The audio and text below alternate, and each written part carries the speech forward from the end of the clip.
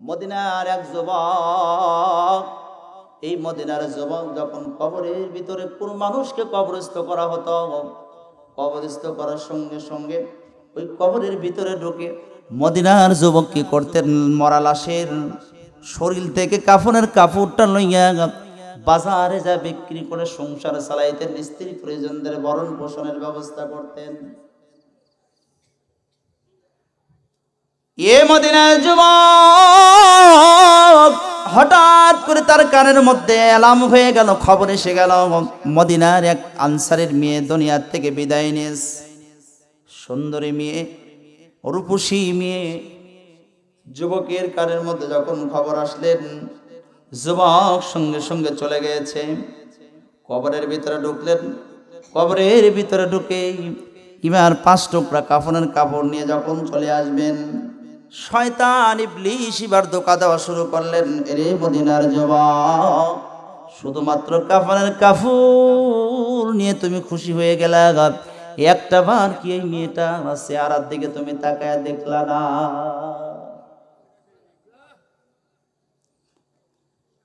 মদিনার যুবকটা কি করলেন? ওই চোর, যেই চোরটা কাফনের কাপড় চুরি করে বিক্রি করে, ওই চোরটা এবার ওই মেয়ের চেহারার দিকে যখন তাকাইছেন, মেয়েটার চেহারা দেখে তাকানোর পরে আর চোখটা ফিরাইতে পারে না। এত সুন্দর চেহারা। এমন মুহূর্তের মধ্যে যুবক চোখটা ফিরে যখন কবরের ভিতর থেকে উঠে আসবেন, শয়তান ইবলিস আবার ধোঁকা দেয়।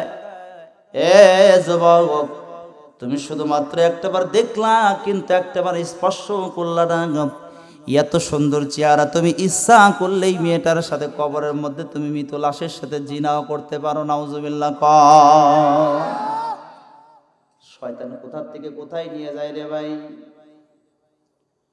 এ বন্ধু আহবাব, এক পর্যায়ে শয়তান যখন ধোঁকা দিয়েছে, মদিনার যুবকটা কি করলেন, মেয়েটার সাথে জিনায় লিপ্ত হয়ে গেলেন। জিনায় লিপ্ত হয়ে যখন উঠেছে, কবরের ভিতর থেকে উঠে চলে যাচ্ছেন, এমন সময় যুবক ডাক দেয়া বলে, কে যেন আমাকে ডাক দেয়া বলতেছে না যুবক।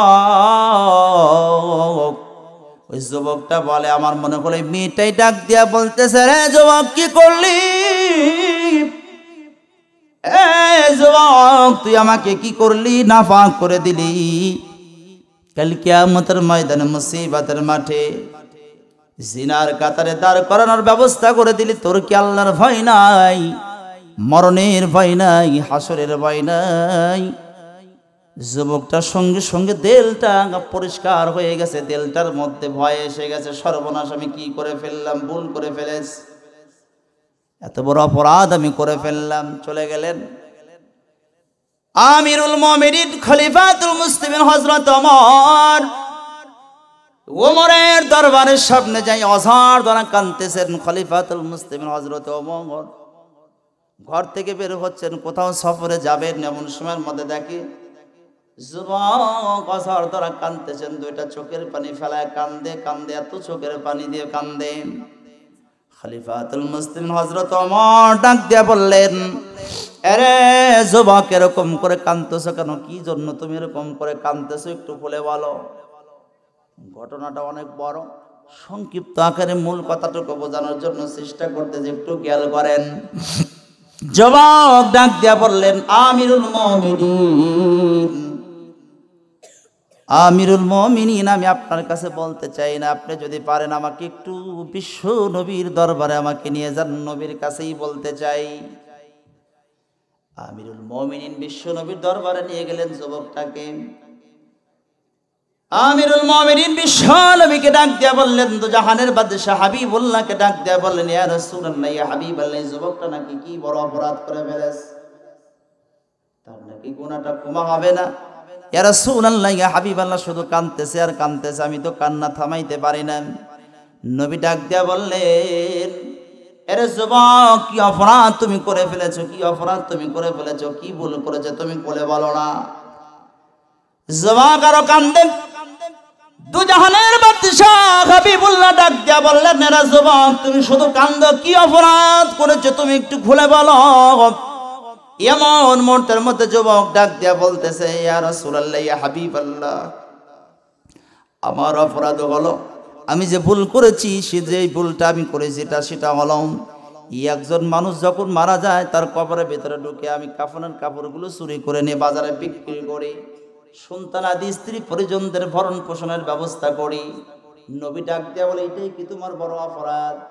আর কোন অপরাধ আছে? কয়, ইয়া রাসূলুল্লাহ, এটা তো সামান্য অপরাধ, সবচেয়ে বড় অপরাধ যেটা সেটা হলো মদিনা কানসারে মেয়ে দুনিয়া থেকে বিদায় নিয়েছে, আমাকে শয়তান ধোঁকায় শেষ পর্যন্তই কবরের ভিতরে মৃত লাশের সাথে আমাকে জিনায় লিপ্ত করে দিয়েছে। আমার মনে হয় এই গুনাহ আল্লাহর দরবারে ক্ষমা হবে না। বিশ্ব নবী দু জাহানের বাদশাহ হাবিবুল্লাহ ডাক দিয়া বললেন, রে যুবক, এ যুবক, তোমার যে গুনাহ, এই গুনাহটা আসলেও বড় সাংঘাতিক বড় গুনাহ। তোমার যে গুনাহ, এই গুনাহটা আসলে বড় সাংঘাতিক, ক্ষমা হবে না। বিশ্বনবী এই কথা বলেনি, সাংঘাতিক গুনাহ। এই কথা যখন বলেছে, যুবকটা পাহাড়ের উপর উঠে কান্না শুরু করেছে।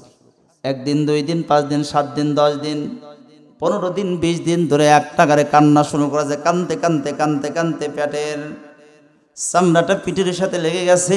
কখন যেন দুনিয়ার থেকে বিদায় নেবে, শুধু তওবা করতেছে, আল্লাহ তুমি আমাকে মাফ করে দাও, ক্ষমা করে দাও, তাওবা নাসুহা করতেছে। আল্লাহ রাব্বুল আলামিন কুরআনুল কারীমের আয়াত নাযিল করে জিবরাইলকে পাঠিয়ে দিয়ে জানায় দিলেন, ইয়া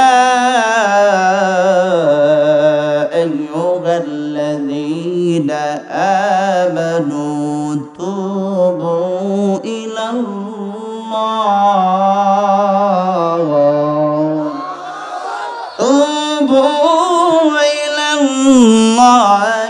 তাওবাতান নাসুহা।